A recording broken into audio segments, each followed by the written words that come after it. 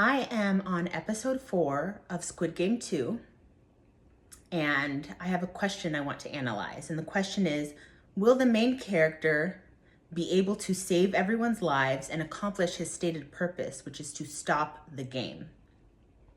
He has the will to do it. I just got to the part where the viewer finds out the tracker was implanted in some random civilian's fishing bait. And the guy who finds the tracker says, they're on to us. And I thought, well, for a second I was like, oh my gosh, is it possible that this giant criminal organization could have overlooked that very obvious potentiality that he may have placed a tracker on himself? But then it turns out they didn't. And they are onto the main character and his scheme. For example, if they tracked the people who opted out of the first game in this first season, even after they were out,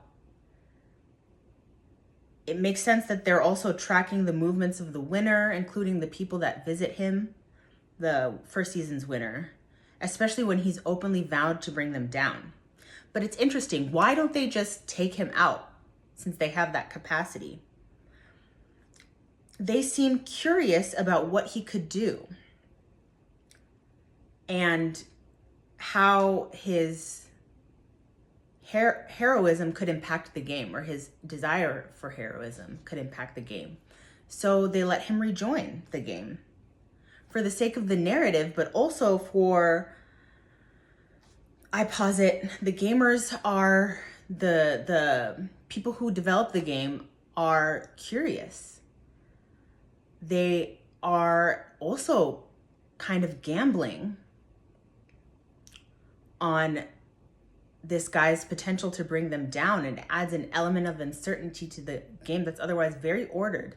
And that's what that guy and his mom, those two characters, are there to represent the point that the game is essentially a gamble. And it's interesting that the gamble is taking place on both sides of the aisle, both from the people involved in the game and the creators thereof.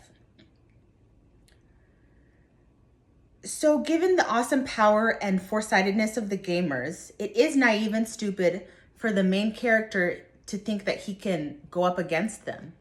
Oh, my light came off. Oh well, we'll continue. It's naive and stupid for him to think that he has the power to defeat them. But often it's that lowly naivete and sincerity of self-belief in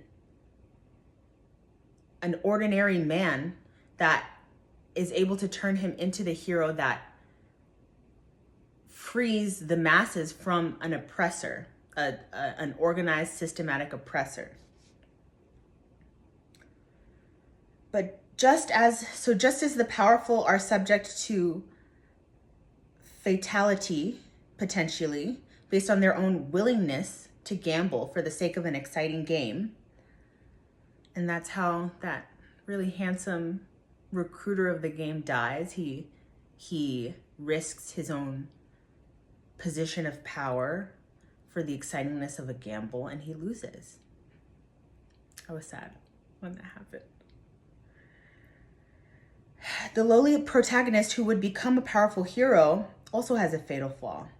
If the protagonist if he ends up killed, I don't know, I'm only on episode 4. I predict it will be because as a character, the orientation of his character is out of order. So the question I'm presenting in this video is, what is the proper cognitive orientation of the lowly, ordinary person who would become a hero in order to accomplish his goal of saving the masses? The show suggests that this character is out of order, especially when the architects of the game, they keep repeating to him, he should have gotten on that plane. He should have gotten on the plane to go see his daughter. And then he saw the handsome, now dead recruiter recruiting, and he decided against it. But the intimation is that the hero who would save the world has to start locally, where he's at, with himself first and then his family. This starting locally not only avoids the potential for arrogance that the savior has, that, for example, the critical race theorists criticize the West of having, that the arrogance of the savior, but also the savior's fatal flaw, which is pride.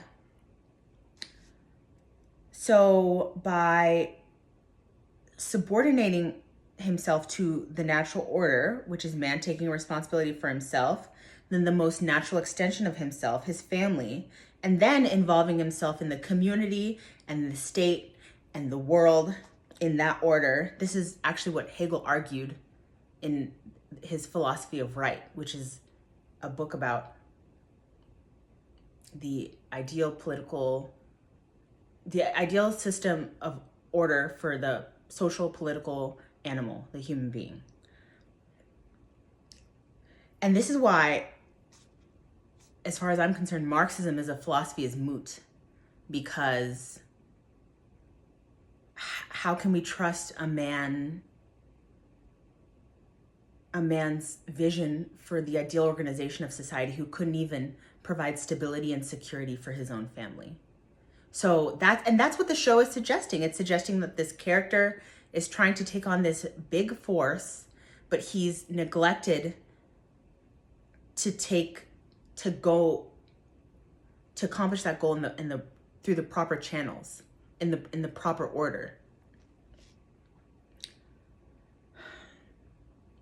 So even though he wins the game, and even though it's blood money, he's trying to use it to accomplish a good purpose, right? Like to bring about the downfall of the game. But it's not obvious in the story that he's started locally with his own family. If he's set aside any of that money to ensure the stability of his daughter's future, which he could do, he helped that girl's family that died at the end of the first season. He helped her family. He's funding this vigilante heroism. He's doing all these things, but he hasn't started with his most natural obligations. And that is a kind of pride, and that is a kind of arrogance. He even calls his daughter on the phone, and he can't even talk. You know, he's nowhere to be found with respect to his family, and that's a big problem, because that abdication of natural responsibility, as well as the proclivity to gamble his own life, forsaking stability for the excitement of the unknown, that could bring him down ultimately. In other words, he lacks the humility to take care of his immediate obligations and opts to put himself in mortal danger to save a bunch of strangers. He's trying to fulfill his masculine cognitive origin to save of heroism through the deadly sin of pride. And what is pride? Pride is the overestimation of your actual capacity for action. That's why Jordan Peterson, quoting Jung, he always says, if you're immobilized from being able to take action in pursuit of a valued goal, it's because you're not aiming low enough. If you want to get fit and you set a goal to run 5 miles at 5 a.m. and you are not used to working out, nor are you used to waking up early, you're probably going to be paralyzed and unable to fulfill that goal. But maybe you are capable of getting up at 8 a.m. and walking for half a mile. And the idea is that if you are able to be consistent with what you're able to do, your capacity for action increases. This is what the Bible means by humility comes before honor. And Jordan Peterson, he says that the road to success is not a linear graph. It's a curve. So it goes like this: humility, humility, humility, compound effect, and then honor. So you go like this in accomplishment of your goals. So I also think that's what Jesus means in Matthew 28-30, when he says, "Come to me, all you who are weary and burdened." That is, you who are overwhelmed by the insurmountable burdens you've taken on that are beyond your capacity. So come to me, the prideful, and I will give you rest. I will relieve you of the pain of not being able to accomplish your goals. Take my yoke upon you and learn from me, for I am gentle and humble in heart. He's advocating for humility. And he says, my yoke is easy and my burden is light. And I think that's what that means. I think it means God won't obligate you to do anything more than or less than what you would be willing to do. And what you are able to do is constrained by what you're willing to do. And if you can have humility by doing the minimum, he will multiply your capacity to do the most. So I also think that light burden, maybe that's what Milan Kundera was put forth titularly as the unbearable lightness of being. That the idea that life, we don't have to struggle as much as we think we do. All right, so the protagonist doesn't want to perform his confrontation of oppression according to a natural order. He can't face his daughters. He can't face his own daughter, but he thinks he can face these grand puppeteers, the architects of the game, with more money than him. They have more guns. They have... where am I in this? Okay. They have more money than him, and they're a better ordered machinery. The game is a well-oiled machine. And that's another interesting thing. The show seems to be making some comment on the balance between order and chaos, because these game architects are killing people en masse. They're performing mass murder, but they're doing it in such an orderly fashion. There's the beds, they all fit into that room perfectly. All the people have uniforms. Even the way they were kidnapped, it was perfect. No one, not even the cop, the undercover cop, knows where they are. The recruitment process, they're all doing it according to a perfect order. So maybe this show is about the order of priorities. Maybe that's the people who gamble their lives for the slim chance to win an outlandish monetary prize have improperly ordered priorities. Also, when the cop survives in season 1 all the way to the end without being detected, it's because he's able to mimic the order of the processes of the guards. So he's able to blend in. So perhaps, and I think this is Plato's idea of justice in the Republic. For something to be just, it has to follow a certain kind of order. Like how the players can vote to stay in the game.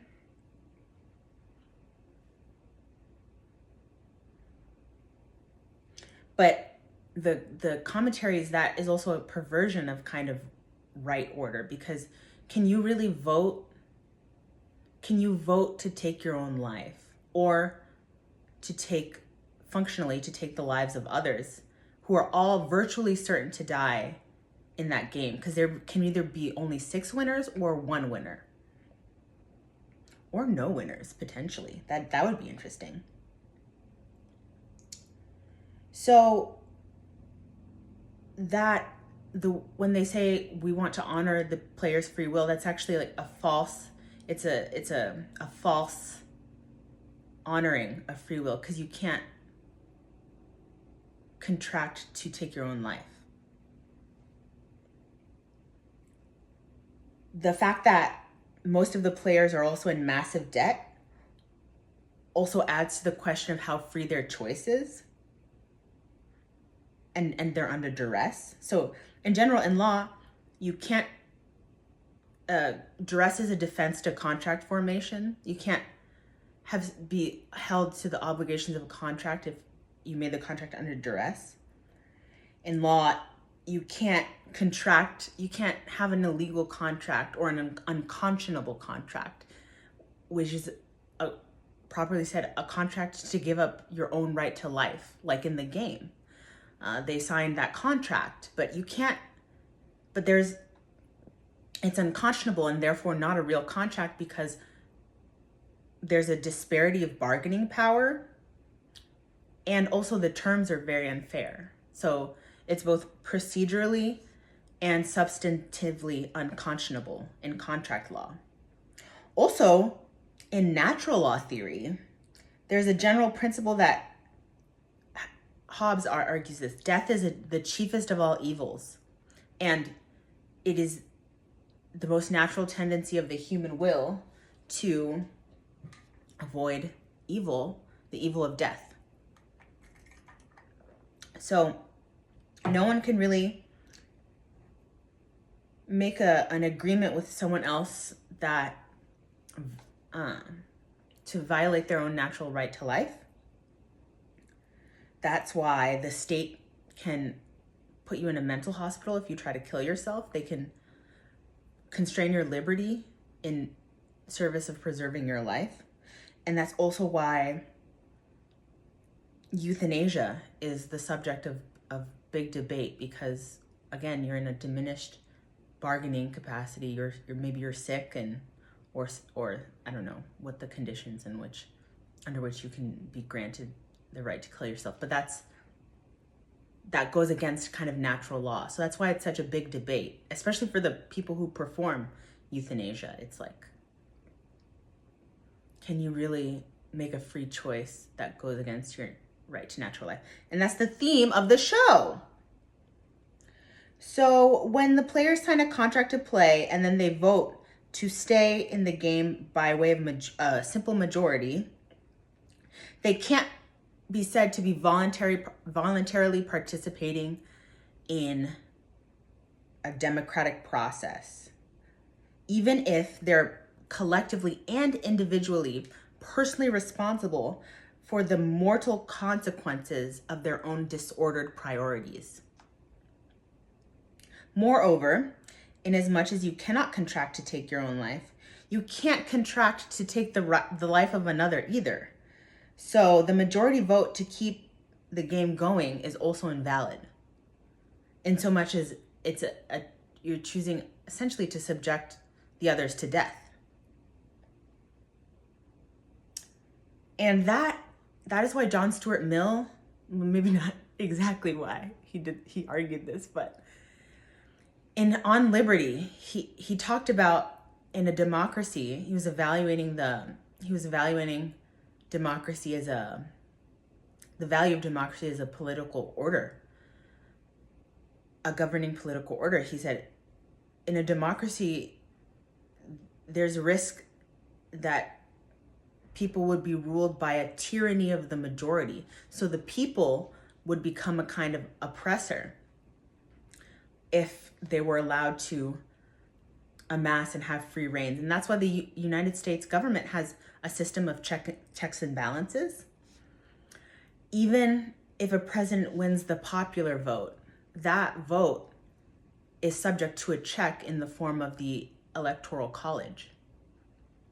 So that's how the United States has elected to ameliorate the potential for a tyrannical majority to reign. And that's arguably what's happening with the whole DEI grift. It's the tyranny of the majority. And that's why Donald Trump's election is so important and historic, because he won both the popular vote and the Electoral College. And it's interesting, what seems like a majority in the whole DEI race baiting order might be a tyranny of a minority functioning as or masquerading as a kind of majority. But the tides are turning back on that. And in any case, in Squid Game 2, the forces of order and chaos, good and evil, pride versus humility, free will and agency, as well as the local and the global, and the proper order of things, human, family, state, as well as what constitutes what the limits of free choice and when are people acting under duress. Those all come into tension to make the show gripping to watch. It's entertaining in the immediate narrative sense of, I want to know what happens next, but it's also entertaining in a deeper philosophical sense, in that I want to think about what happens and why it happened.